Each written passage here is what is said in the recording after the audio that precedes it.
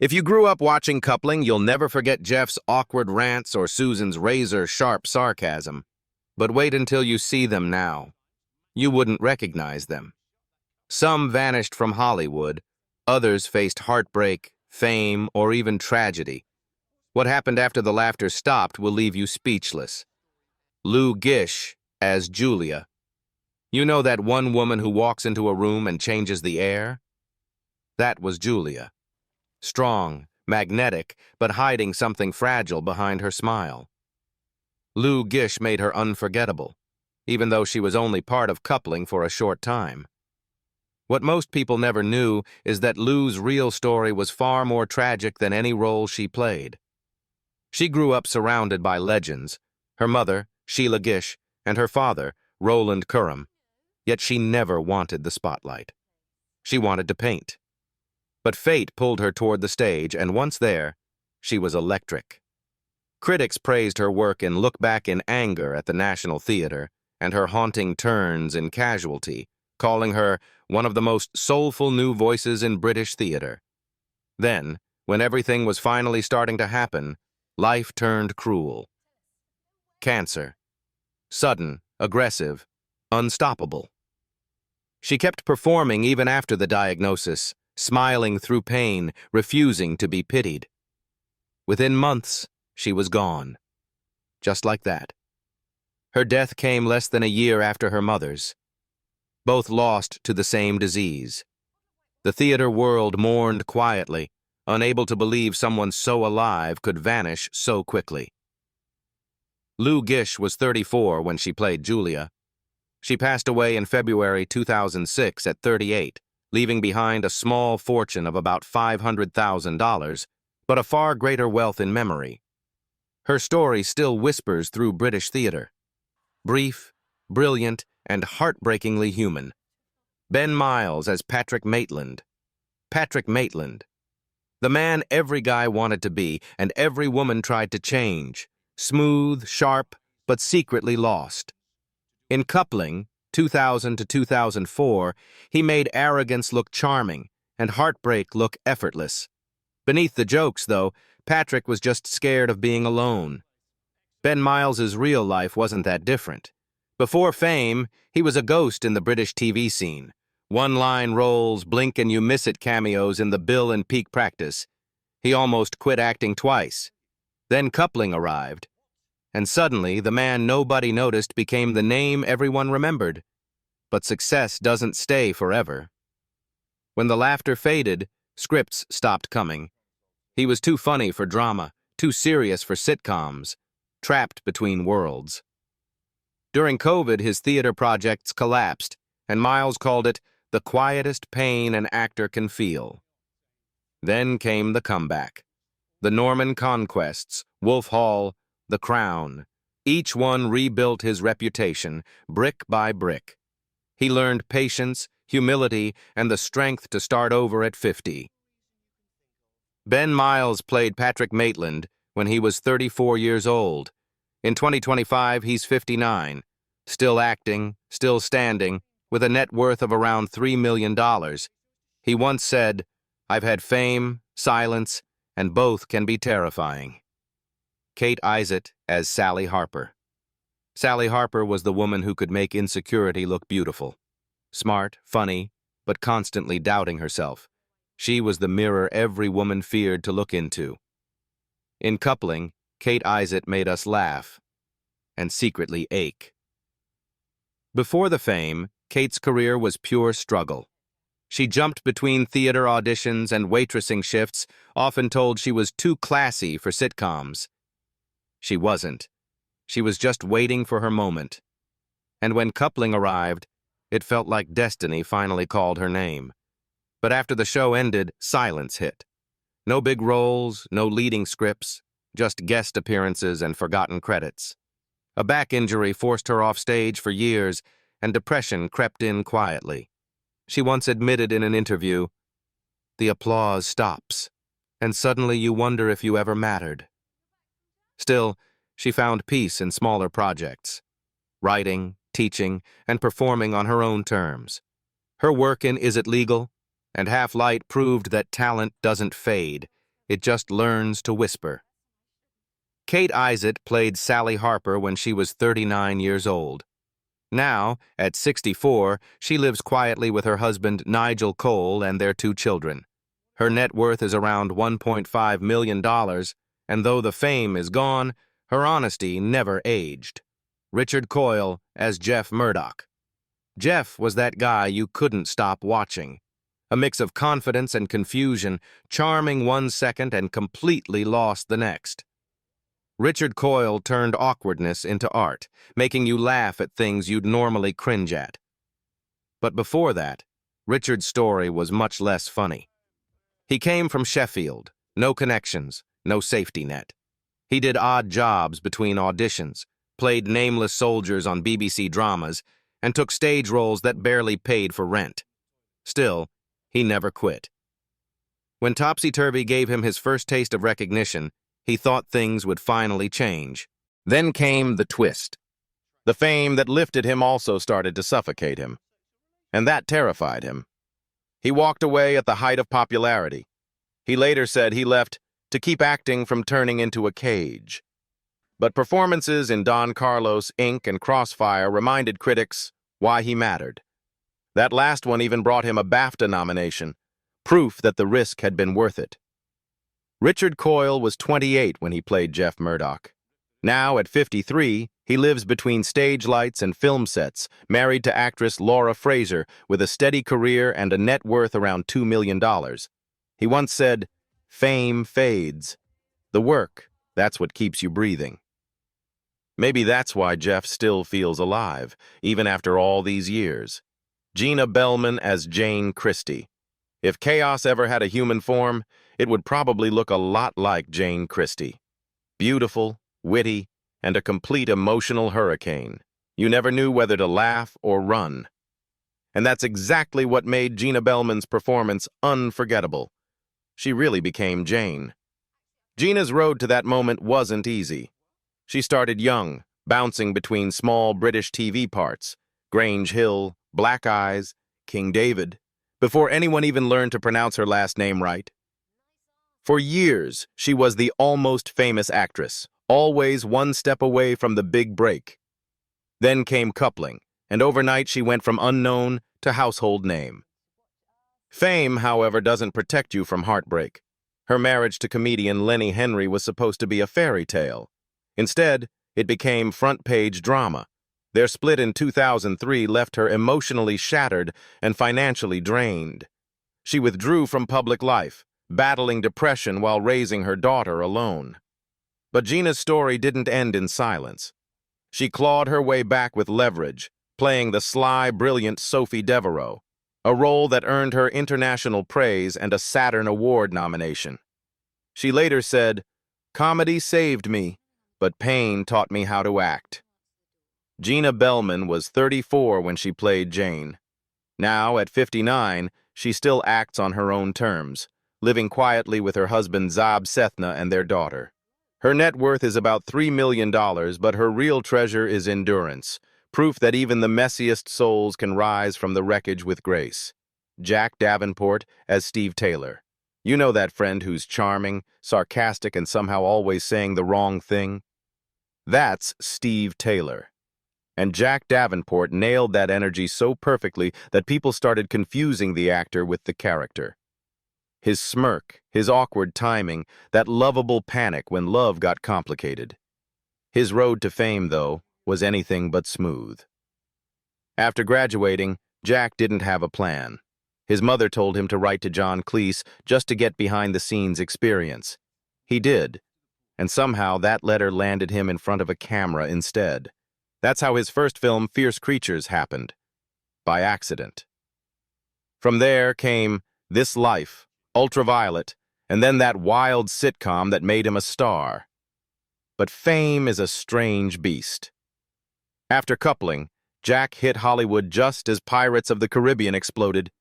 He was suddenly in massive movies, red carpets, flashing cameras. And yet, he's admitted he often felt like an outsider, the serious one in a room full of pirates.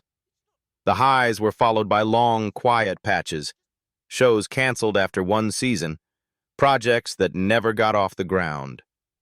Still, he kept at it, moving between Smash, Swingtown, and Kingsman, proving he could still reinvent himself every few years. Jack Davenport was 27 when he brought Steve Taylor to life. Now, at 52, he's still acting, married to the brilliant Michelle Gomez, and enjoying life between London and New York. His net worth sits around $4 million, but his biggest success might be this: staying humble in a business built on ego. Sarah Alexander as Susan Walker. Remember that one friend who always keeps the group from falling apart?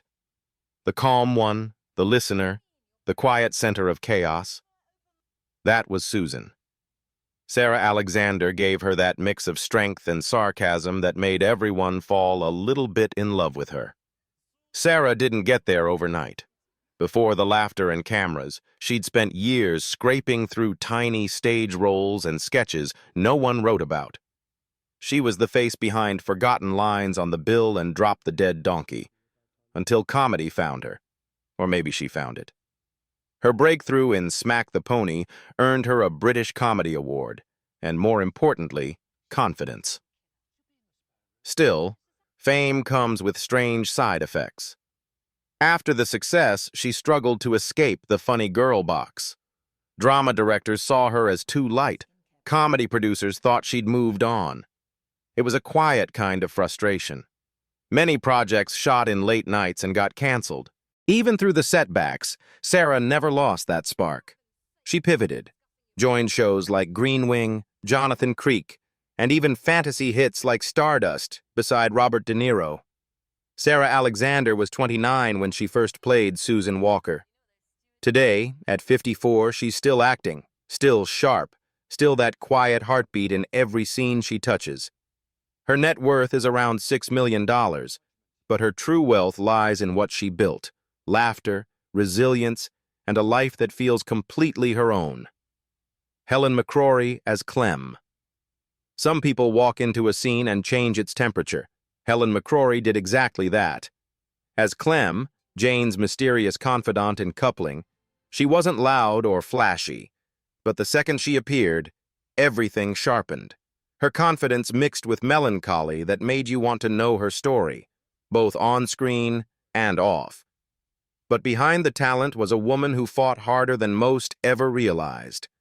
Helen spent years grinding through London's theater scene, often performing in tiny rooms that smelled more like damp paint than applause. She started small: Trelawney of the Wells, Uncle Vanya, As You Like It. Each performance earned her more respect: Olivier nominations, Evening Standard praise, and finally, a reputation as one of Britain's most fearless actresses. She was unstoppable, until life stopped her. After years of balancing work and motherhood, Helen got the kind of news no one deserves: breast cancer. She didn't tell the public. She just kept going, filming Peaky Blinders, narrating poetry, even helping charities. Helen McCrory played Clem when she was 32. She passed away at 52, leaving behind her husband, 2 children, and a legacy that still glows brighter than most living stars. Her combined fortune was about $25 million, but what she truly left behind was something money could never buy: grace. Lloyd Owen as James.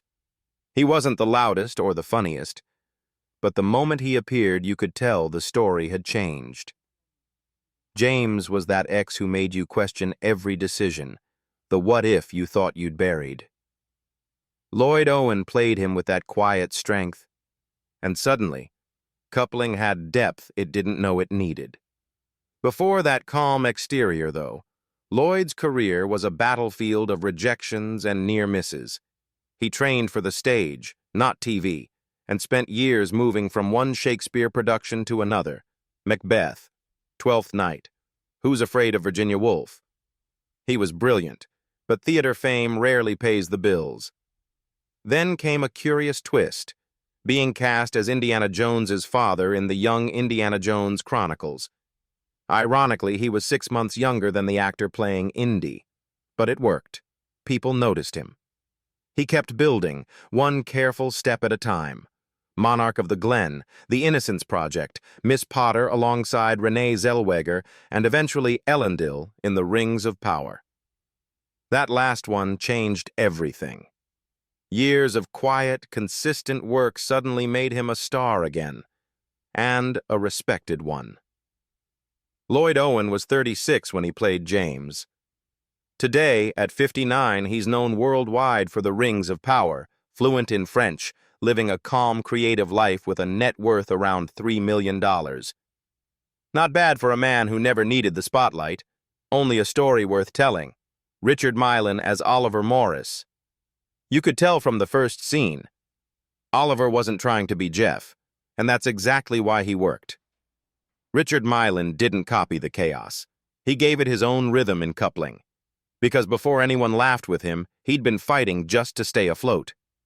He started young, roller skating in Starlight Express, touring for years without real rest, dreaming of more. But show business isn't kind to dreamers. Roles came and went.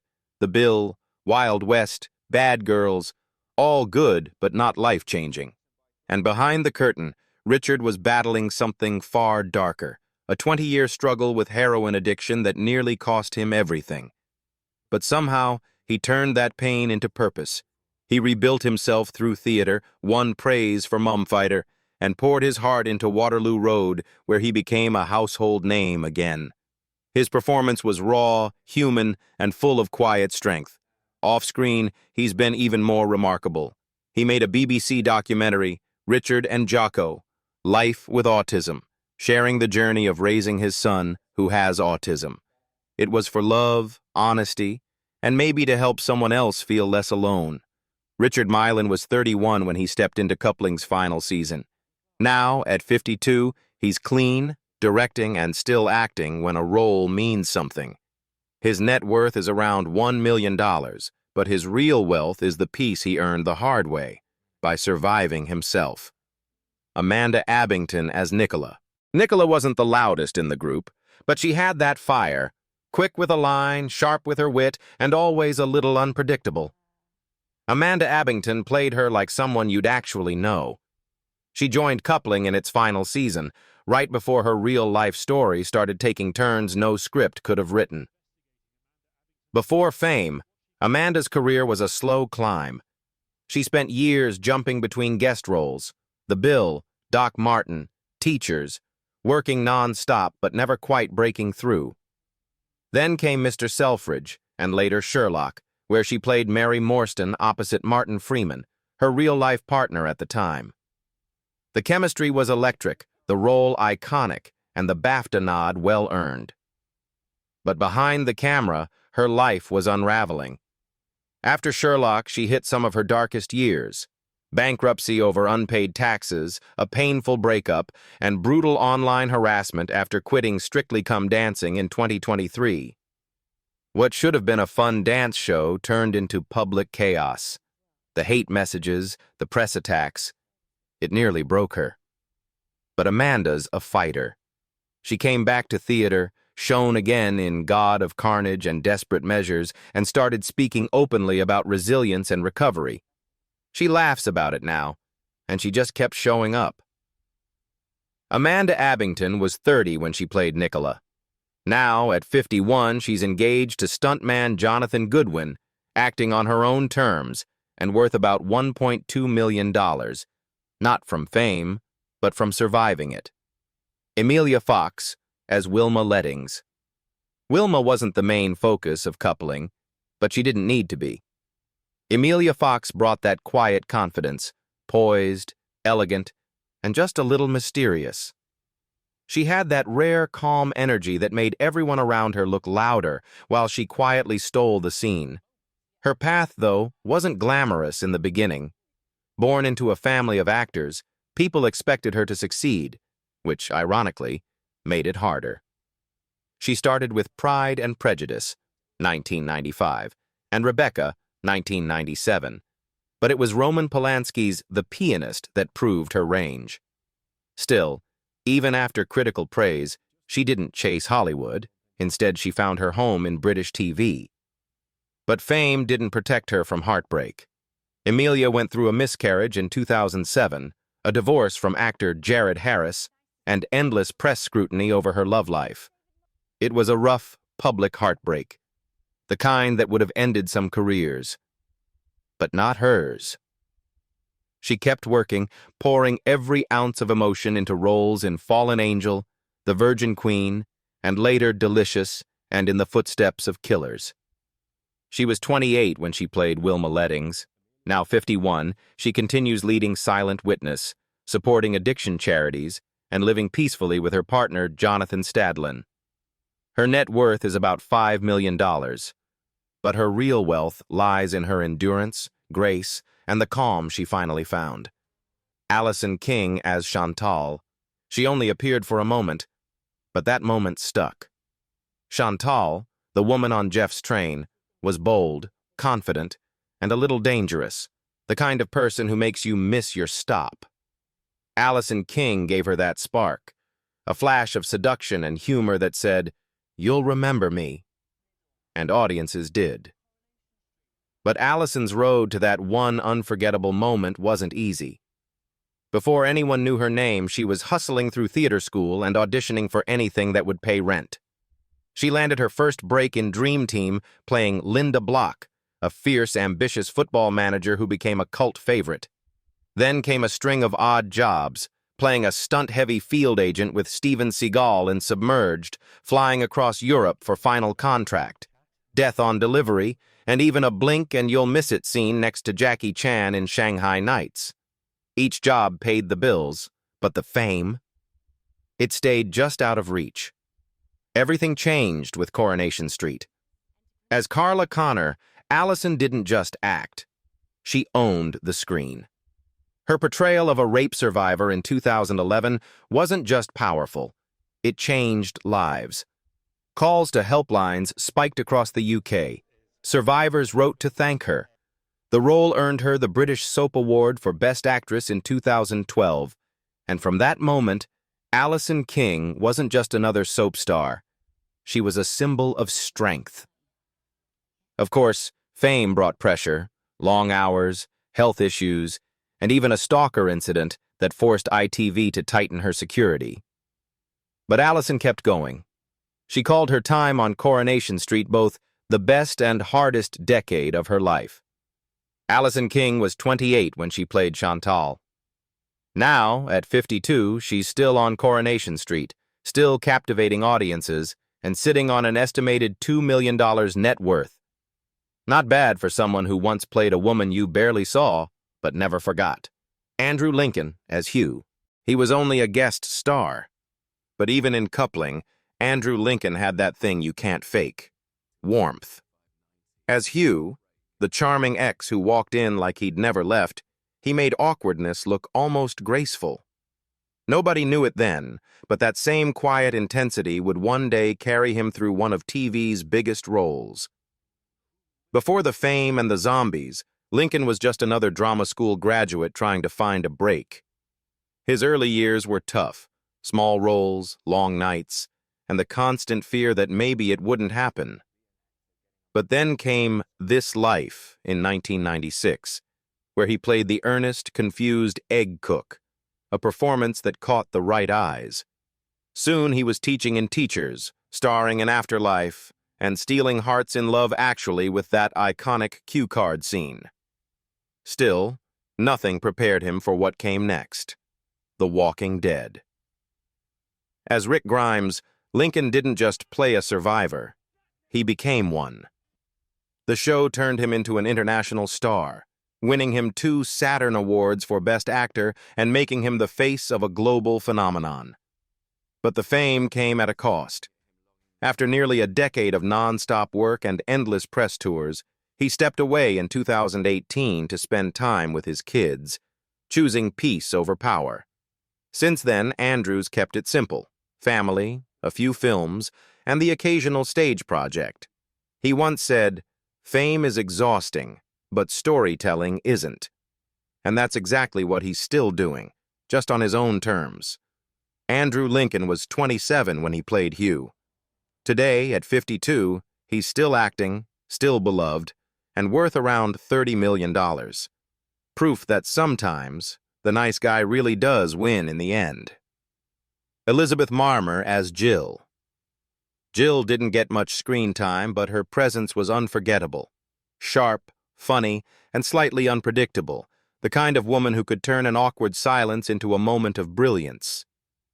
Elizabeth Marmur gave Jill that spark, that sense of realism that made Coupling's world feel alive.